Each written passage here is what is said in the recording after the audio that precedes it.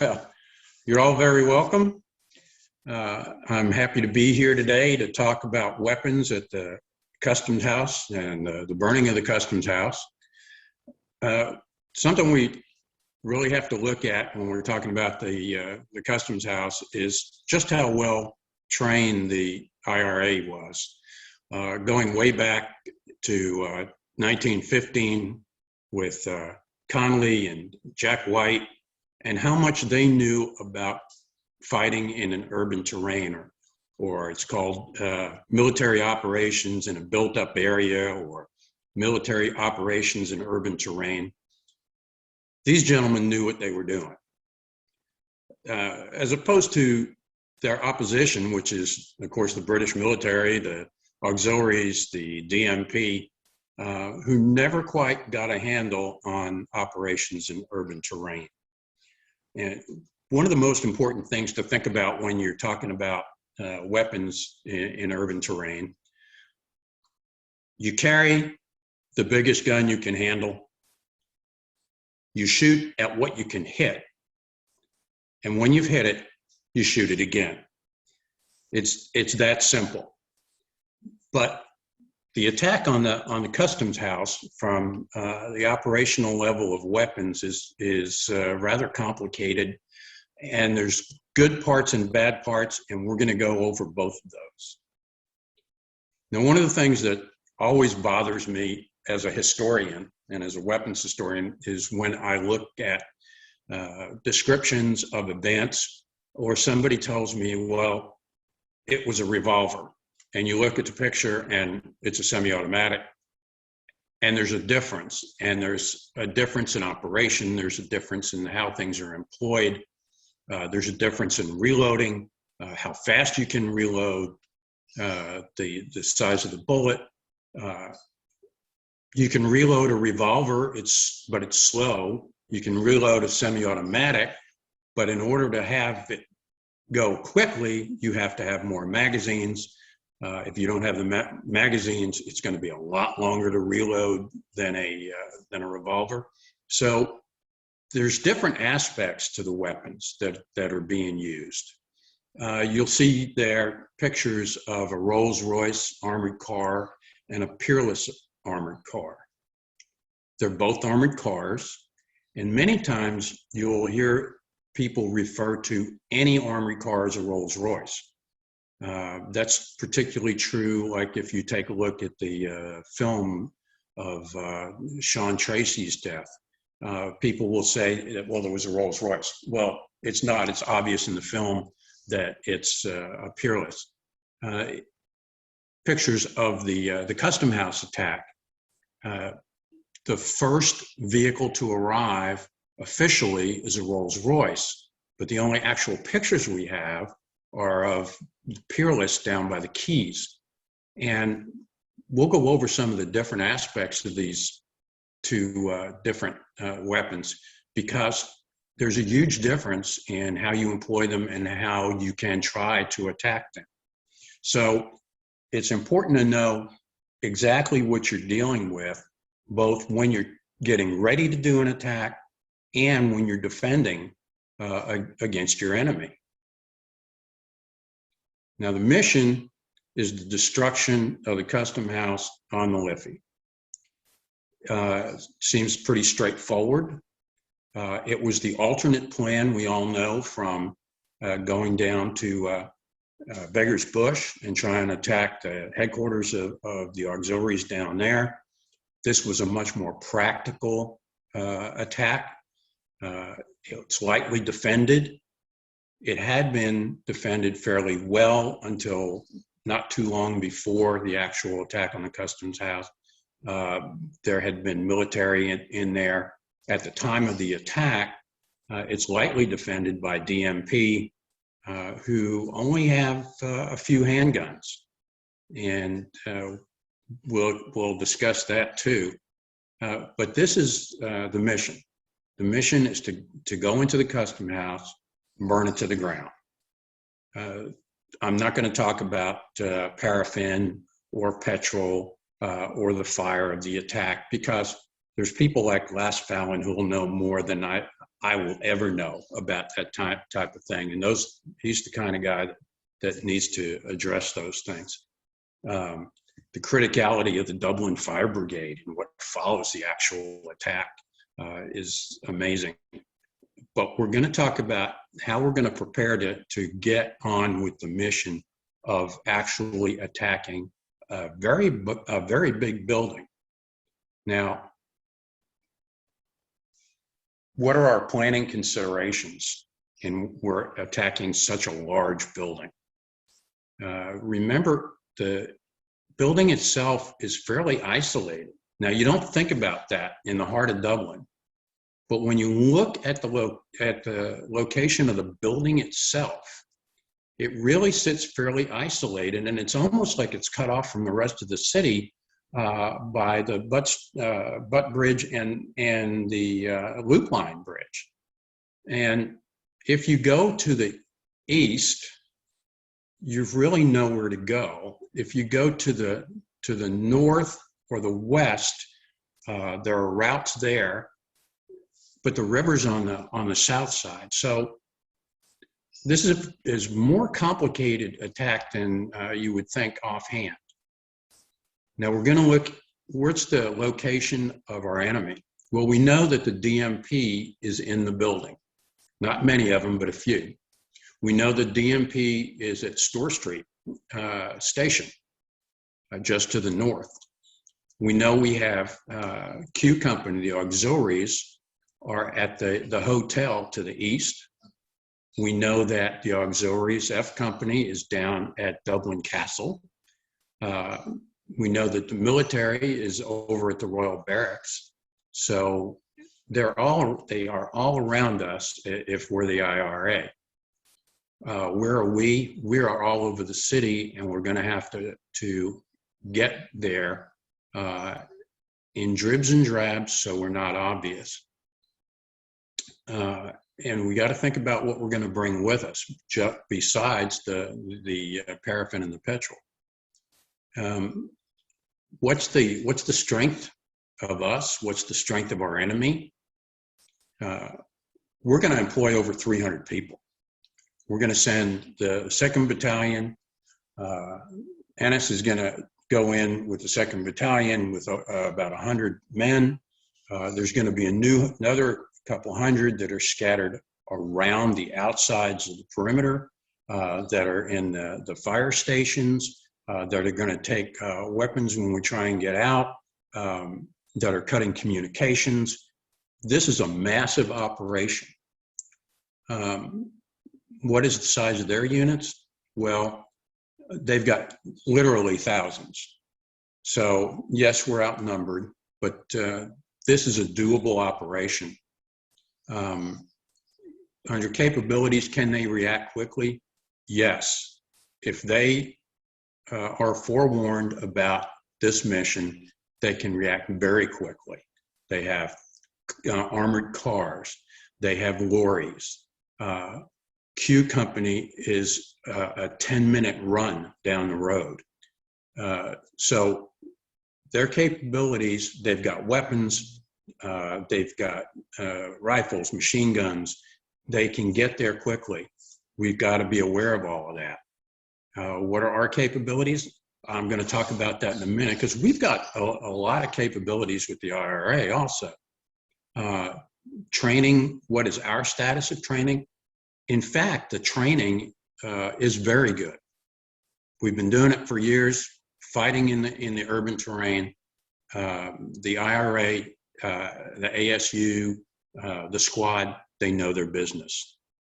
Our enemy is a little haphazard by this point. In some ways, they're getting a little cocky. In some ways, they're wanting to, especially the military, are wanting to lay back. So that's kind of a mixed bag for the enemy. The morale of the IRA is still good. The morale of the enemy, not quite sure. Now, under weapons, under planning considerations, are we outgunned? Yes and no. It's not necessarily so. You think we're going to be, but we might not. Depends on how we organize this operation. I want to talk about the effective distance right now. Here's a picture, aerial picture of the custom house. Now, when we're doing our planning considerations and we're talking about weapons, the first thing you notice about this aerial view is the vast amount of open space all the way around the custom house building. It's over 100 yards of space, open terrain on 3 sides, west, north, and east, and over 100 yards from the building to the other side of the river. Now, units are going to be placed on the south side of the river for support and the other 3 sides, but they're very close to the building. Okay, so if the enemy responds quickly, it's going to be really hard for the people inside the building to get out and across that open space. And we know the answer to that question as we sit here and Monday morning quarterback. But pistol shots from the south side of the river against an armored car has an effect. Yeah, you're going to get the armored car crew to button up a little bit, but it's not really going to have much effect. So here's the layout of the land. Like I said, Q Company is to the east, F Company is to the west, military is to the west, the police are to the north. And as we plan, we know that we're going to have to plan for an exit routes to the west and to the north. So let's talk about what we have in the IRA that we can use for weapons in order to conduct this mission. We literally have a Belgian Maxim machine gun. B Company, 1st Battalion, Dublin Brigade has one. A good weapon, heavy, hard to move around, takes at least 3-man crew, belt fed to 3-man crew, 1 man to carry the gun, 1 man to carry the tripod, and another man to carry ammunition. Water cooled. It is a very, very effective weapon. It's considered a heavy machine gun, but we've got it. We can use it if we want to. The top right, we've got a Hotchkiss machine gun. It's considered a light machine gun. We've got at least 6 of these. Air-cooled weapon, 600 rounds a minute, stick-fed or belt-fed by a articulating belt, metal belt. We've got them. We can use them. The ubiquitous Lewis gun, again, a air-cooled machine gun, very effective. We've got a number of them. We can bring them into the fight. We can bring them on the mission. They're available to us. Ennis will say later that he thought that he asked for a Lewis gun to be present, but I can find no record of a Lewis gun actually being there. Critical things about the Lewis gun is you'll see the magazine on top and right there. Strange thing about the Lewis gun is that magazine is actually part of the working mechanism. As you know, it rotates on top. And as you see the tabs there, those tabs, if they get bent, will make the magazine malfunction because there's actually an armature that moves those tabs as the gun fires, so the next round comes up to be loaded. So no damage to that magazine is possible to make sure it works. It's also open on the underneath, which means it's very susceptible to dirt. In fact, the Lewis gun had 12 different immediate action drills to try and get it back into service in case it had a stoppage. So it's a complicated weapon. It works extremely well when it works. High volume of fire. The air cooling, you'll notice the fins on the back of the barrel shroud. That big tube is just an open tube, and inside those fins extend all the way up along the barrel.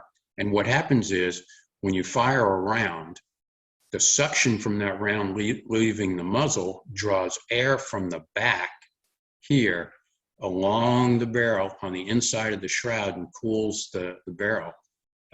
Very effective. And so you get a lot more shots. So we've got Vickers machine gun, or excuse me, Maxim machine gun. We've got Hotchkiss guns. We've got Lewis guns. We also have at least 2 Thompsons, perhaps 3, that are in country at this point. And so the Thompson is available to us. They came with 20-round stick magazines and 100-round drum magazines. This is the model 1921 Thompson. It's very identifiable by if you look at the front at the muzzle, you won't see a muzzle brake. Most of the gangster movies you see, there's a muzzle brake on the front. It's called a cuts compensator, and they're very obvious. But this is the way you tell a 1921 Thompson. It's not till 1928 that the cuts compensators go on. A very effective weapon, but the range on the Thompson, remember it's a 45 caliber bullet, just like the 1911 pistol. So 200 yards effective range. And another thing about Thompsons, you'll always hear people talk about the fact that they're hard to keep down, keep the muzzle down. You notice how from the muzzle to the back is straight, but then the stock, the butt stock is at an angle. This is a very heavy weapon, and I've shot quite a bit. And the problem isn't the round. The problem is this stock, the angle of the stock. When the recoil comes back, when you're pushed back with the recoil, it has a tendency to rise because of the way the stock is built.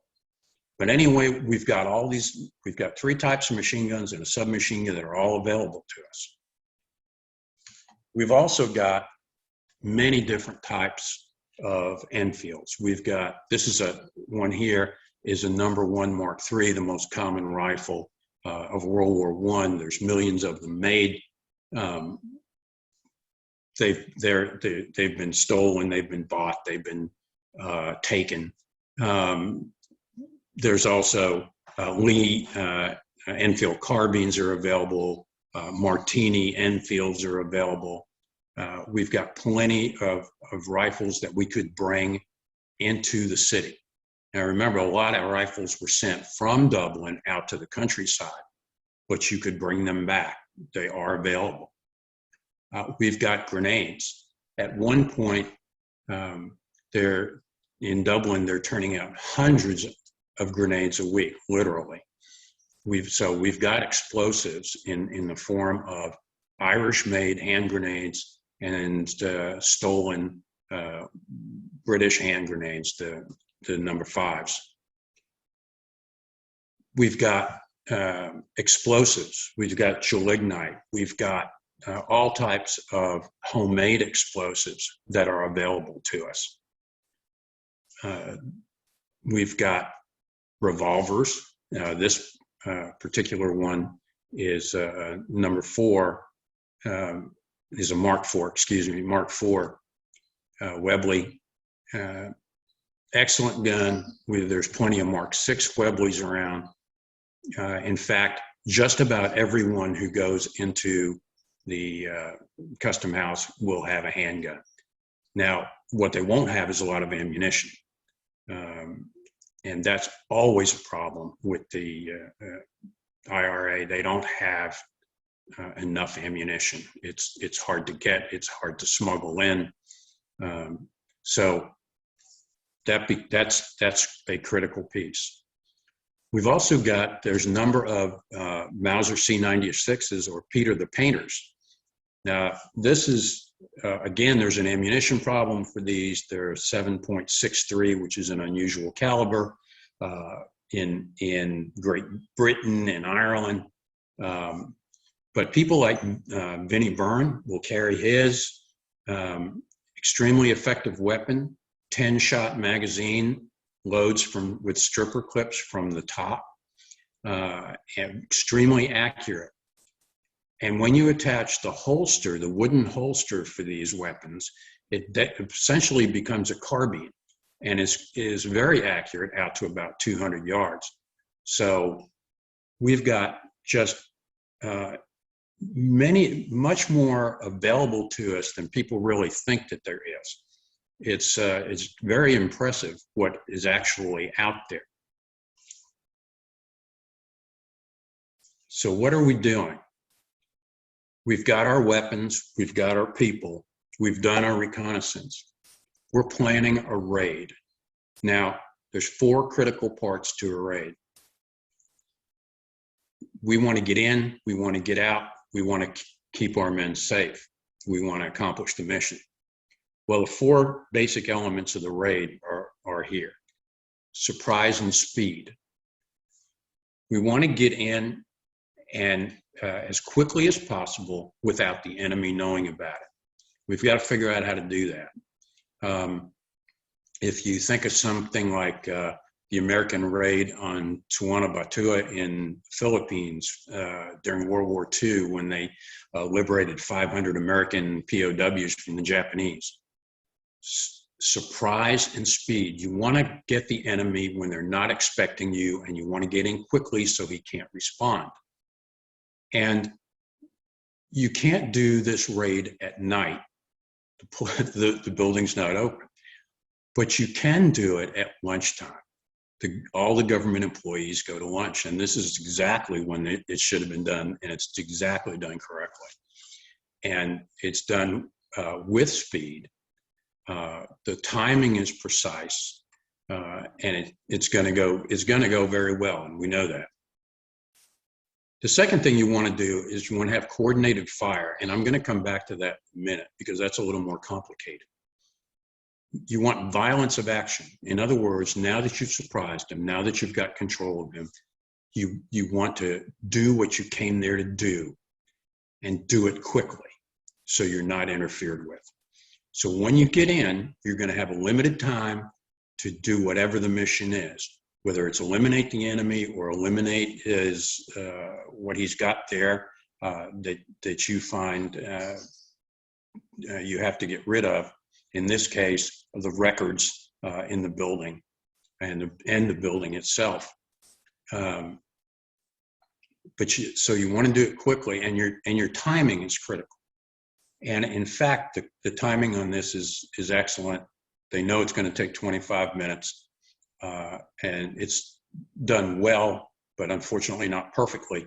Every plan has a problem. And no plan survives the first bullet. So there's going to be an issue. But overall, it's the violence of action, the ability to go in, clear the building, set the fires, get out is done well. That's the violence of action. And you want to plan withdrawal. You want to know that your people can get out. And here we go back to what's your escape routes, what's your signal to get out, which way are you going? And really, when you look at that map of the custom house, you got to go north or you got to go west. East doesn't do you no good, and south probably doesn't do you any good, although there will be a few that will go that way. But let's go back to the coordinated fire. Coordinated fire is preventing the enemy from surprising you after you've surprised them. You want to prevent their reinforcements. So coordinated fire means, not in conventional talk now, would be artillery or air support or something that would close off the area around where you're doing the raid. So that when people are coming in from whatever direction, they can't get there to support their own troops. So what you're doing is setting up a barrier to keep your men safe until they can finish the mission and pull out. The way to do this in these times is going to be by setting up blockades. Now, this is something that doesn't occur, but we've got the capability to have made it happen.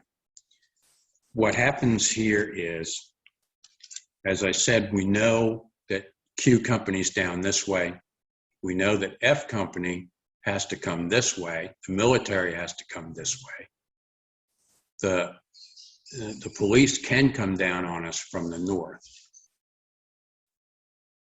We need to have those weapon systems, those machine guns, the explosives, etc., set out as barriers at a distance to keep the people who are in the custom house safe until their mission's accomplished. We all know about the 5-minute problem, the whistle that sounded incorrectly, the requirement for the men to go back into the building, and by that time, the enemy had arrived on the scene. So if there had been these barricades, and they could have been supported by our machine guns, perhaps they could have gotten at 10 minutes. There's the barricades. The point of the barricades is we're not holding you forever. The point of coordinated fire is we're not holding you forever. We're only holding you long enough to allow our men to get out. So if you were to put up a defensive position down here by Liffey Street and hold them for 5 minutes, and then you with the Belgian Maxim gun, and then you set up a defensive position with the Lewis guns at O'Connell Bridge, and you held them for 5 minutes, and then you came down to Butt Bridge. By that time, hopefully your men are out. You've given them 10 minutes. That's the extra 5 minutes they needed. So this is one of the criticisms that some of the IRA men themselves came up with even before the operation happened. The need for blocking positions away from the customs house. Because the blocking positions, as they were set around the customs house very closely. And they're only armed with handguns. Now, as I said, the distance all around an open area around the custom house is about 100 yards. There's no police department in the world that I know of that trains regularly beyond 50 yards with a handgun. It's not that type of a weapon. It takes a lot of skill, a lot of patience, and a lot of ammunition to train to be accurate at long distances with a handgun. The average gunfight, according to the Federal Bureau of Investigation here in the States, the average gunfight here is 8.5 feet. The RAND study of the New York City Police Department found that in a fight where both sides are shooting, if at a distance of 21 feet or less, only 18% of rounds hit their target. That means for every round fired, 4 rounds went someplace else, and that's only at a distance of 21 feet. So a handgun is not a weapon to interdict opposing forces with. It's a last stand type of weapon. It makes noise. It may make people button up, but it's not good for this type of a mission. So this is what the British came to the fight with. They came with their own handguns. DMP had Webley Scotts, which is a semi-automatic pistol of the type with a European magazine latch. It's slightly slower than the American latch. You'll notice on the bottom where the lanyard loop is, to the right of it, is the latch for the magazine. It takes a little more time with a thumb to get the magazine out to reload. The American system is the button on the side up near the trigger where you push the button, the magazine falls out. A training issue with semi-automatics is you've got to train people to ignore the magazine they just threw on the ground. People don't want to damage their magazines. They have a tendency to grab them and hold them. An empty magazine is of no use to you. Drop it on the ground, reload, and get back in the fight. The Mark VI Webley, excellent revolver, fast to reload because it's a break top. It opens up, it kicks out all 6 empty shells. You put 6 more in, and you're back in the fight. So almost everyone is showing up with a handgun. They're showing up with the Rolls-Royce.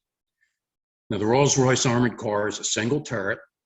It's got a Vickers machine gun, 303, and what its 2 biggest capabilities are, it's got speed and it's got armor. Now, when the call gets to the castle, the bicycle runs in, the people start yelling, get in the armored car, get in the lorries, get down there. The Rolls-Royce can do 45 miles an hour. Now, even if there's traffic and you have an average speed of 25 miles an hour, from Dublin Castle to the Custom House is 4 minutes. So the response time is incredibly short. So no wonder the IRA is surprised by the sudden arrival of the armored car. Now, as I said earlier, the official report is the first vehicle out was Rolls-Royce. We don't have a picture of it showing up, but that's the official report. So we'll accept the fact that there's a Rolls-Royce there. It is more attackable than a Peerless because the single turret, you're looking in one direction. It's got a 3-man crew. It's an excellent weapon, and what it does with the armor plating is it lets them get in close to the Custom House. And so while you can pepper it with your pistol, you're not harming anybody in it, and he's got a .303 caliber machine gun.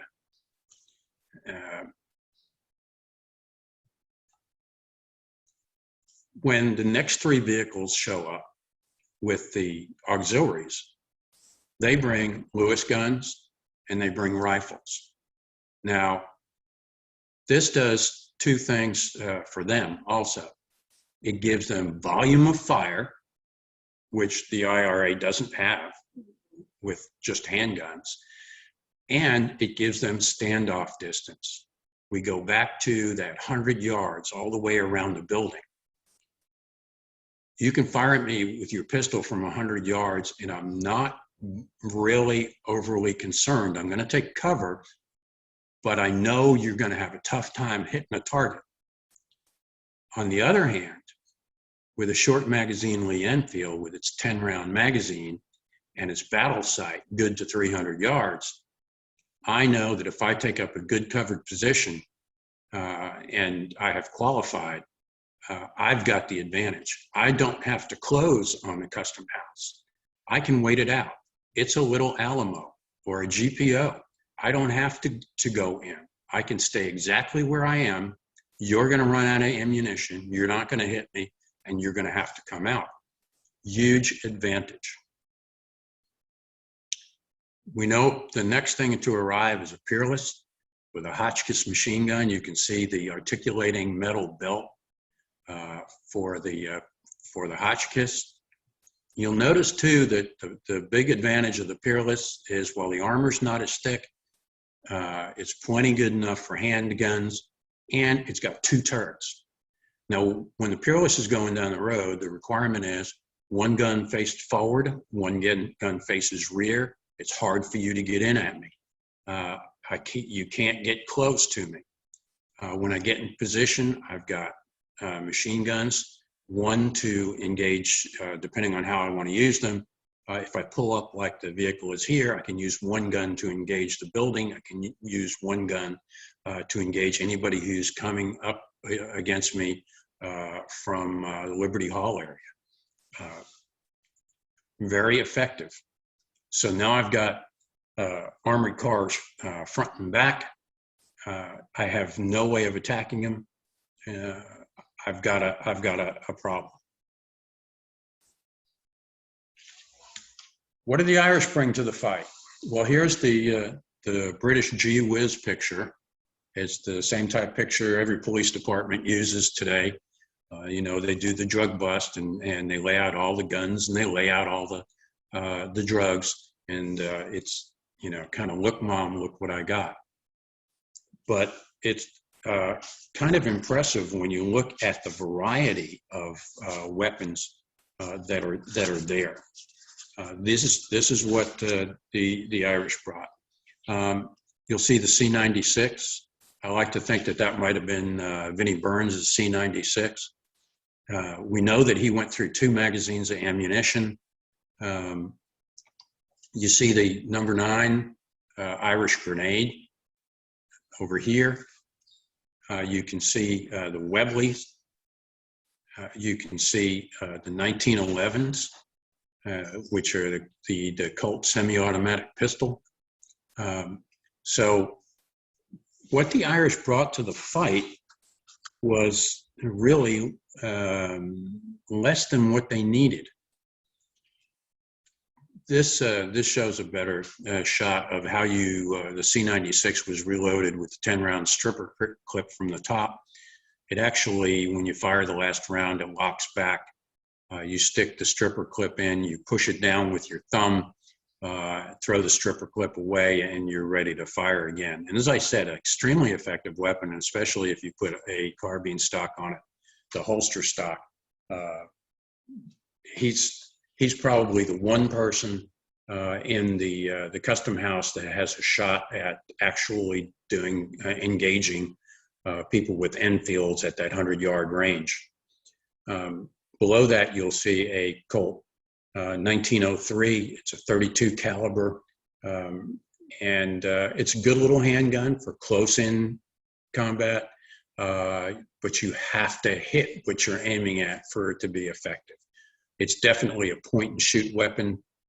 It's the kind that you carry in your pocket. It's very thin, and so it makes it easily concealable.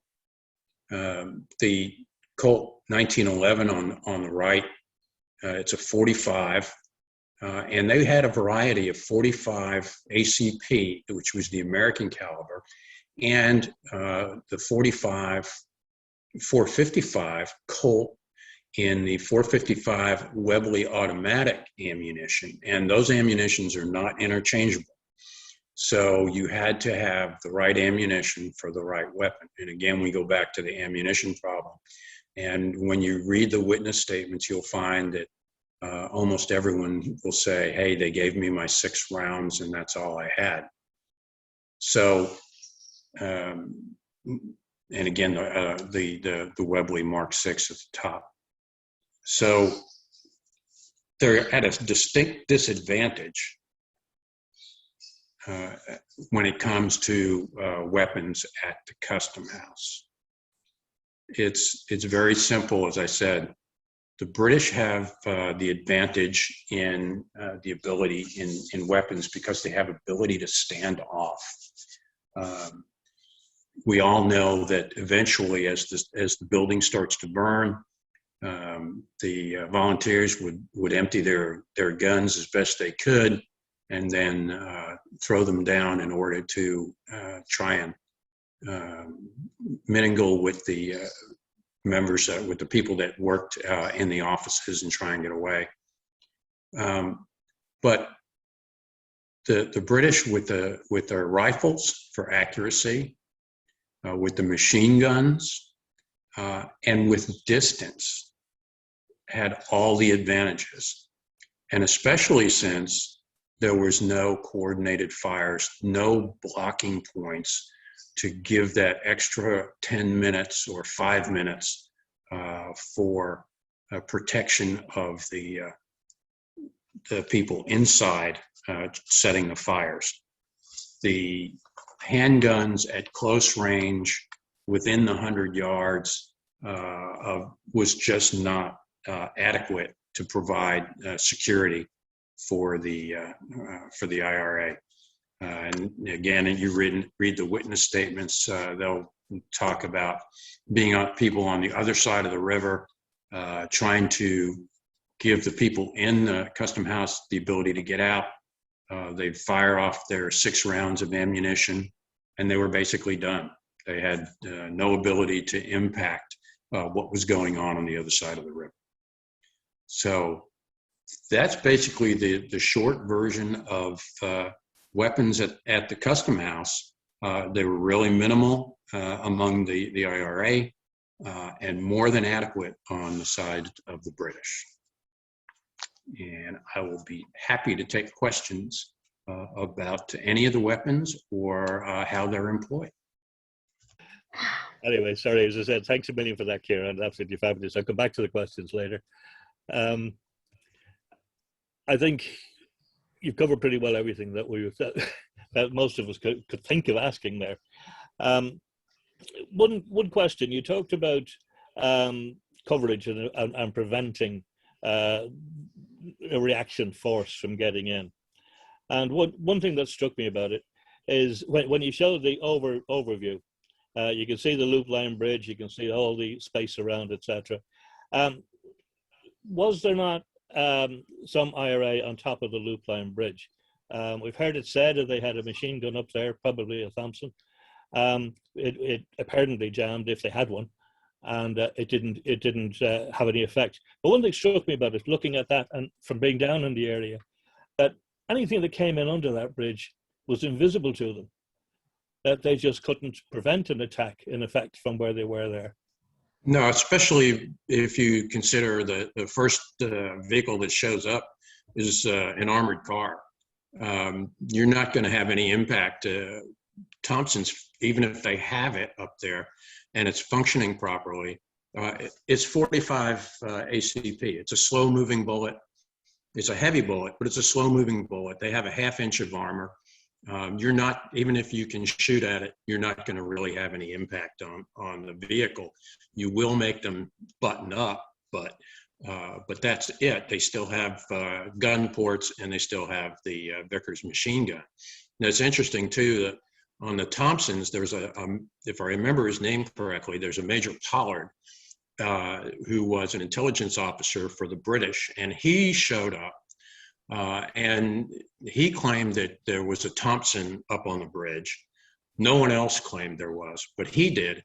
And the reason he was familiar with the Thompson is because he had one. He had, the British had actually imported a Thompson. Major Pollard was the one who got them to do it so they could do an evaluation. So there literally was at least one Thompson on the other side if he had decided to bring it with him. So I've always found that fascinating. People don't discuss the fact that the enemy had that capability, and they chose not to use it either. Okay. And Michal, can I just come in on some comments? Yep. So Kieran, again, fabulous comments coming in. Patrick Kilfeather, Michal, Liz, thank you very much for a thorough, wonderful presentation. And special thanks to Kieran for the incredible detail and analysis provided, which it was, Kieran, like, man, the detail you went into on the machine gun and all the different weapons, like, really, really fantastic analysis. Lindy Taylor, brilliant talk. Mel McGowan, fabulously informed talk, Kieran. Jerry Cassidy has a question. So how skilled were the IRA at building landmines and grenades? Oh, they were exceptionally skilled, and their ability to build the grenades was not just in Dublin; it was spread out through the country. A lot of the foundry work was done in Dublin, and then that foundry work, that the bodies of the grenades, if you will, would be shipped out around the country and filled in other places. But that ability to build the grenades was, they were literally, like I said, turning out hundreds of grenades a week at one point. And of course, when you get to the Civil War, the Free State knows where those places are where things are being built, and it becomes a different issue. But at general explosives, they also do very well. And there are a number of chemists. Chemists were the big in for building explosives. They were critical. In fact, we have a near relative who was killed during the War of Independence, who was a chemist, and who we believe it was the British, because he was supplying explosive materials. So not only do they have the gelignite that they're getting from the quarries, etc., but they're building cheddite. They're building war flour. They have a lot of capabilities, and in fact, their landmines are also very well done. They use electric blasting caps, and they're command detonated. In other words, you put the mine in the ground, and you run wires to a location where you can't be seen. And when a vehicle comes over it, you press the button and it goes up. So, and they were the first ones who really perfected that art. So, yeah, there's lots of explosives, there's lots of grenades. And Kieran, you mentioned cheddar there because that appears a lot in the Civil War. Can you explain what cheddar actually is? Cheddite is an explosive, or Irish cheddar, as a nickname, was originally developed in France, and it's a homemade explosive, and whose details I won't give. I won't give you. The Bureau of Alcohol, Tobacco, and Firearms frowns on that. So, but it is a homemade explosive, just like war flour is.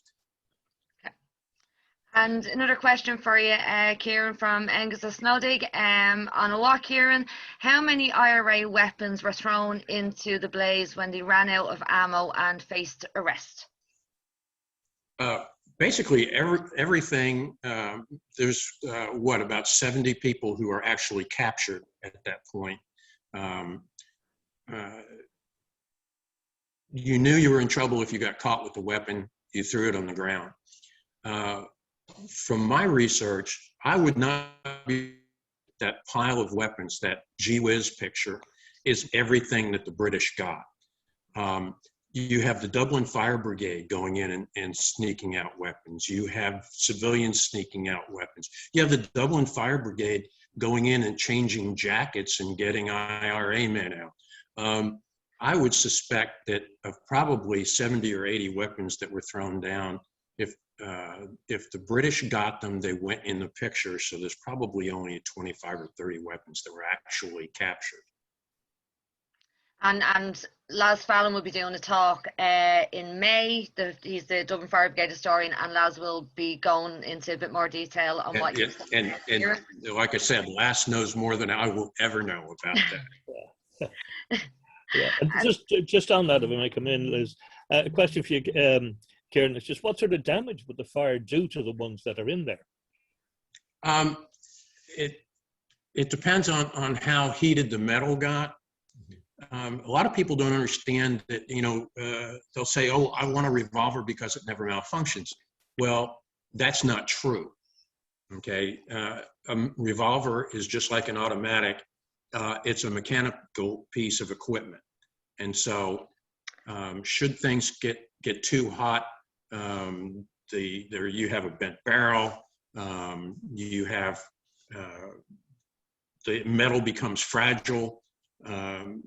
Each one would have to be evaluated individually when you got it out to see how much damage there was as to where it was in the fire. Okay. And just a couple of things. Sorry, Michal. So Des, hey Des. Des has just a few points. So just for info, DI to Krang of the F Company said he saw men firing from the railway bridge, and to the best of his belief there was a machine gun up there, and he says as well, Kieran, you're correct, the Augs, he's listed 27 weapons captured. And yeah. Michael Curran comes in, great lecture. When's Kieran's new Civil War book published? Well, I suppose on that note, I'm just going to do a plug for Kieran now. Hang on. And that isn't this. Where's the PowerPoint? Sorry, I'm having a technical issue now. Yeah. Now, can everyone see that's this is Kieran's? Yeah, that's the slide. Yeah, that's Kieran's the Custom House book. But Michal, when is Kieran's Civil War book coming out? The Civil War book, I reckon about 2 months to 3 months tops. Just to finish the one I'm working on and then get that one out. Brilliant. So we'll put up an announcement on the Custom House page and the Kilmainham Tales website as well. When we have designed the cover, so I can show you that later. Brilliant. And I'm just scrolling down because again, Kieran, just fantastic comments coming in just about the talk. Well done, another great talk. So much information and people tuning in from America, from France, from all over Ireland. So a huge thank you for everyone, or to everyone, for tuning in. And yes, Lindy, Kieran could tell us how to make cheddar, but yes, he would probably have to kill us. So and now, sorry, I'm just going to keep scrolling down, Michal, so if you want to get back to Kieran.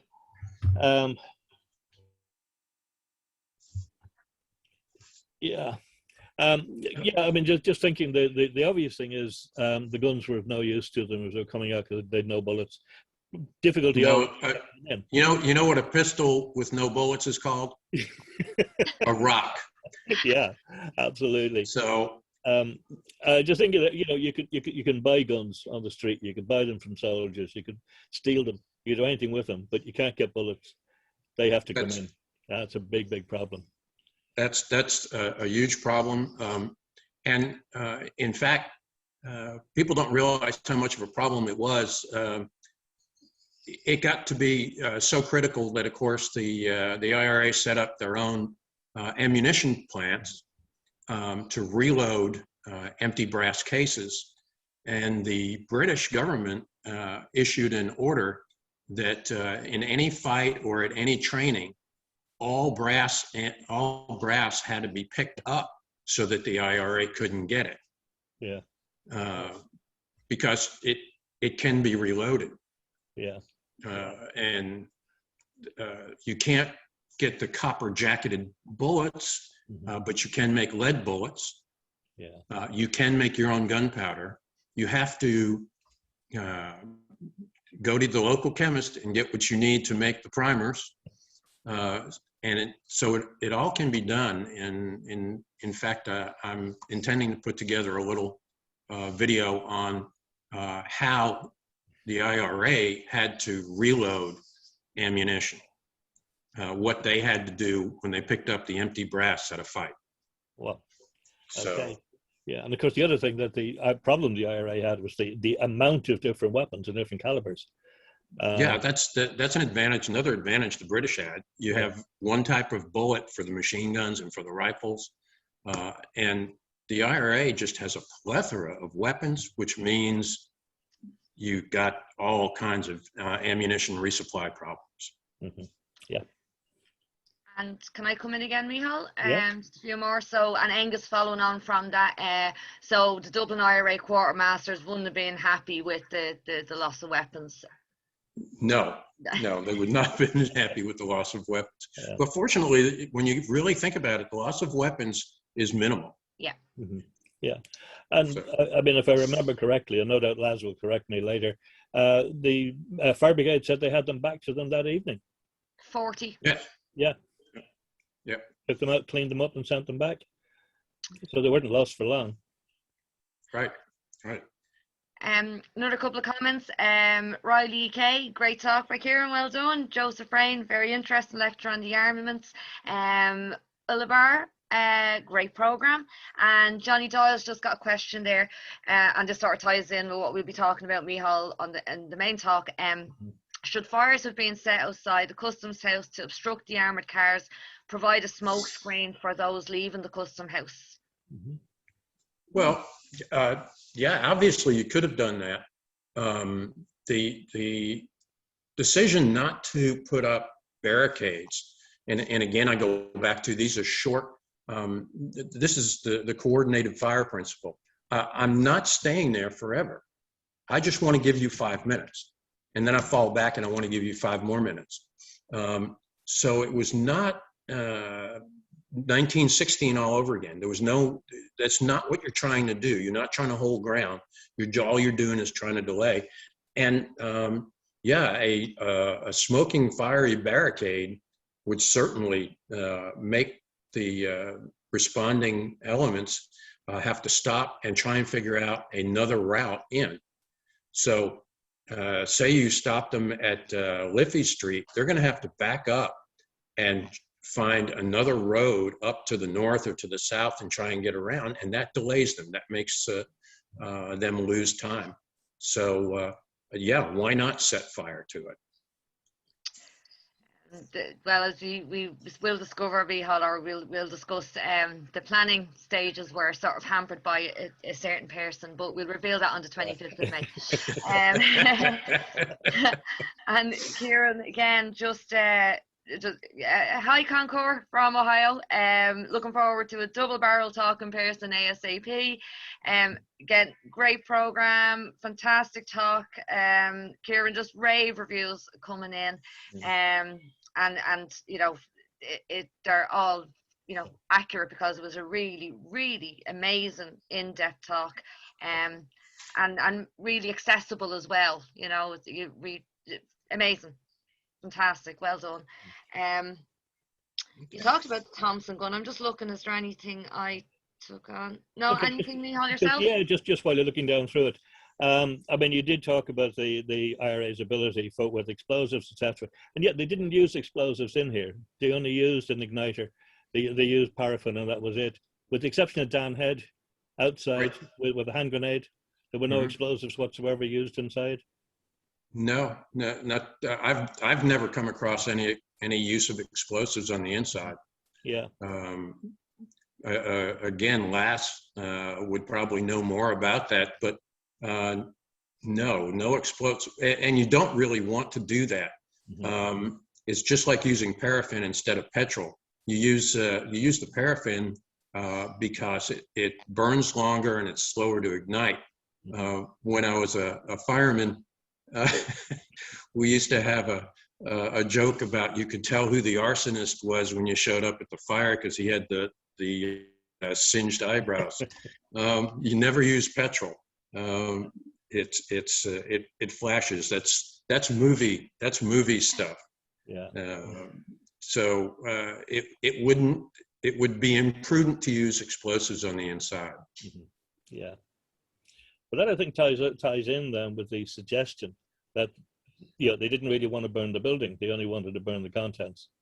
You know, explosives would have damaged the building perhaps a bit more if they were. Absolutely. Yeah. Absolutely. And it would have taken a lot more investigation of the building. Because if you wanted to destroy the building by explosives, you would have to have a good sense of engineering. It's not just the size of the explosive, it's where you place it that makes the difference. Right. So that's important. Yeah. And again, just yeah, fantastic talk. Well done, Kieran. Really enjoyed it. Yeah, just amazing comments coming in, Kieran. Just Well, congratulations. Great talk, great answers too. Yeah, just really, really positive, appreciate it. Kieran. So great feedback. Yeah. Appreciate it. Yeah. And So- Kieran, where are you tuning in from? From Darien, Georgia. So Kieran's 5 hours behind us. So this is our first sort of international talk. It's dark where you are probably. I've still got enough daylight to go shovel some more horse manure. Yeah, there wasn't much of that tonight.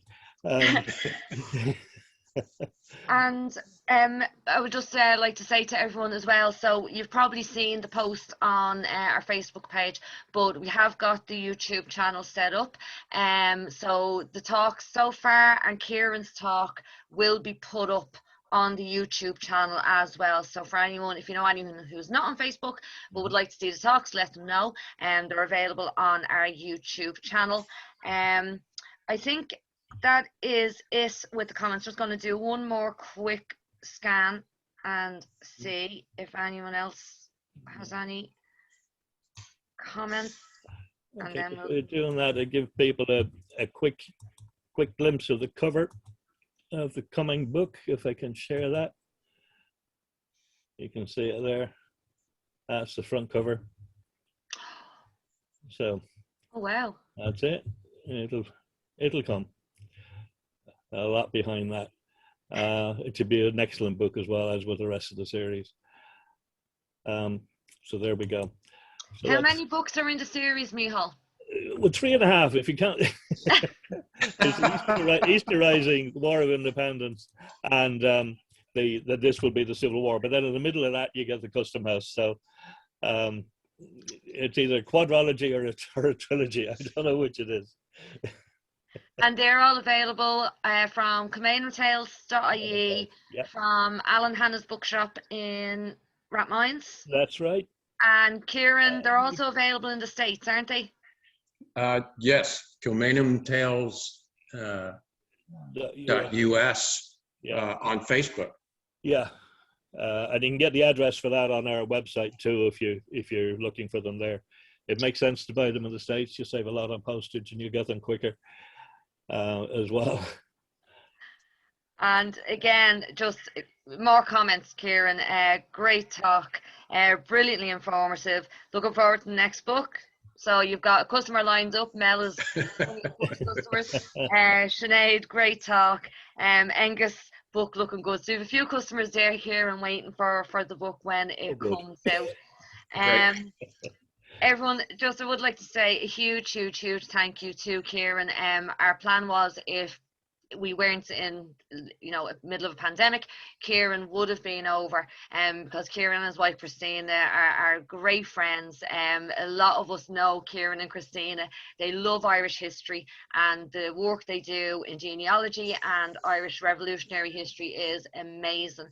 And Kieran would have been doing the talk in person, but this is the next best thing, and we're delighted that we could get Kieran to do the talk for us tonight, because it is really a fascinating aspect of the whole story of the burning of the Custom House. So a huge thank you on behalf of myself and Michal.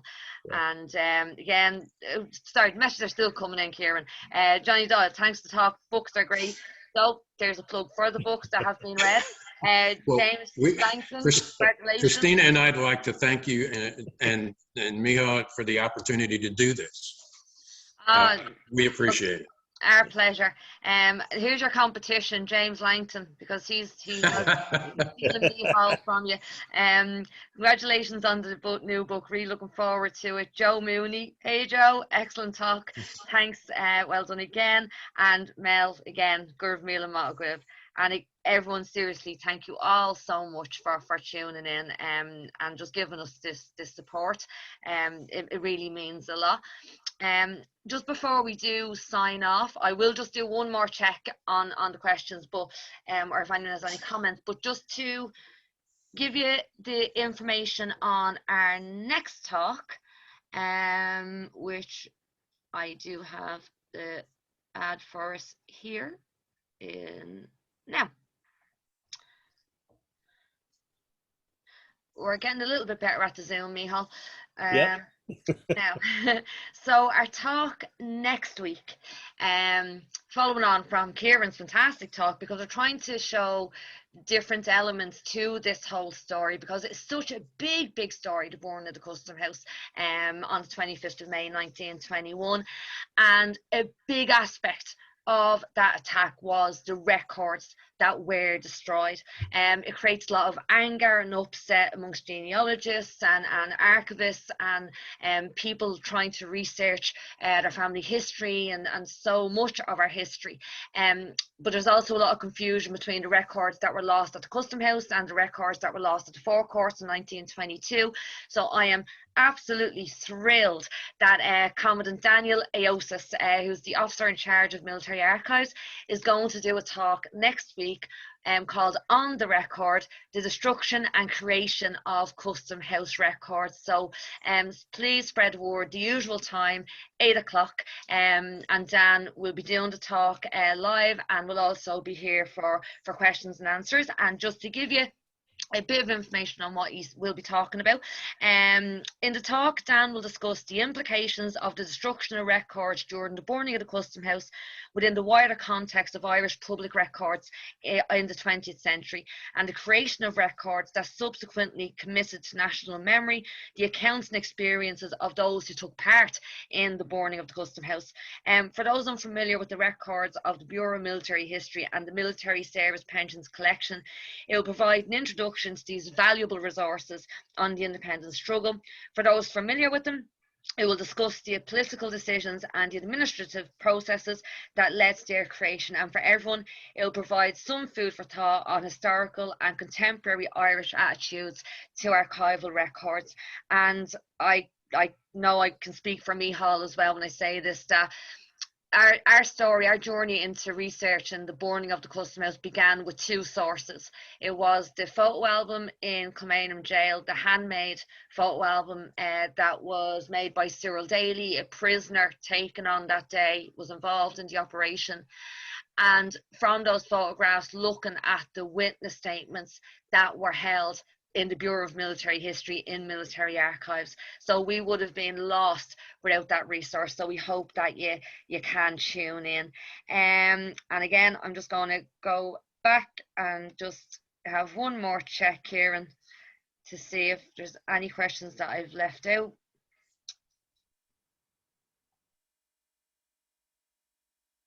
Again, great stuff. Excellent job. Congratulations. And yes, Mel, and lots of confusion as to who lost the records. Jerry Cassidy, thanks again, folks. Looking forward to next week's talk. Karina, thanks, Liz and Michal, all very interesting. Karina, yes, it will be up on YouTube, our YouTube channel, and also you can look back on the Facebook page. We'll have Michal will edit the Q&A together with Kieran's talk, and that will also be put up on the YouTube channel. And yes, it just, Kieran, a huge success. Seriously, the comments coming in, just a big resounding congratulations, and I second that. Thank you so much. Yeah, and from me as well, definitely fabulous. Really enjoyed it. Appreciate it. Oh, sorry, a few more coming in. Sorry. Don't get away that easy, no. So, yeah, very interesting subject. And Joseph, many thanks. Thank you, Joseph. Look, it's a pleasure, and this provides us with a great opportunity to meet so many wonderful researchers and historians who have imparted their knowledge onto us and helped us to be able to tell this story. So we owe them an awful lot, and it's been a great journey for myself and Michal over the last 12 years. So Michal, I will hand back over to you. Okay, we just like again reiterate what you've been saying, Liz, and say Guramilago to everybody for tuning in. But I mean, obviously, a special thanks goes to Kieran for an incredible talk. So look, I see a nice bottle of Proclamation whiskey behind your back there. Go and enjoy some of it. Not all, just some of it. All right. Thanks Okay. everyone. Hope to see you next week. Thanks, Bye. Kieran. There we go.